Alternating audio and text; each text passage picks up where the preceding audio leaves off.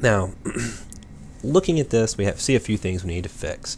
We have this bin here. Remember, that was our upper class limits. Well, let's call that age. That way we have the age of the students listed there. And the upper class limit wasn't the best representative age for a class. What we wanted was actually the midpoint.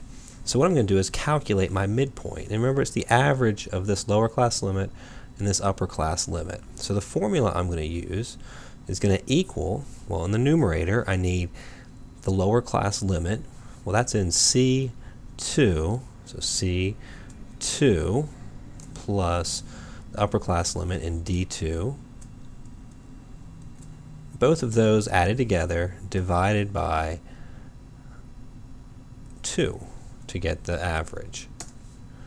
And so now we see we have 18.5 there. Now we could type that formula in each one of these cells, but the easier way to do that is just to hover over this bottom right corner until it turns to a plus, and just double click that bottom right corner. Now we see it's copied the midpoint formula all the way down. We have our midpoint for each class. So what I'm going to do, this bottom row is zeros. Excel puts that in there just in case there's something extra it wants to count. So we'll highlight that, right click and hit delete, and we'll shift cells up. Shouldn't matter there. Now we have our histogram, we have a frequency distribution, we can look at our data. The histogram, the scale's not the best, so let's make it a little bit bigger. Remember, we want it to be about 3/4, the height to be about 3/4 whatever the width is.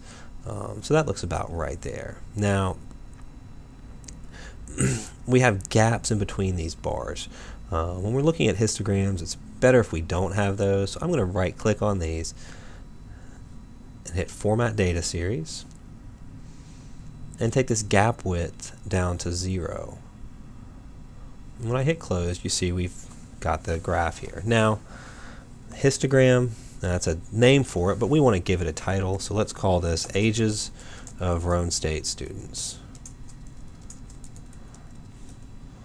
And instead of bin, well, that's the age that we're looking at down there, I'll type in age down there at the bottom.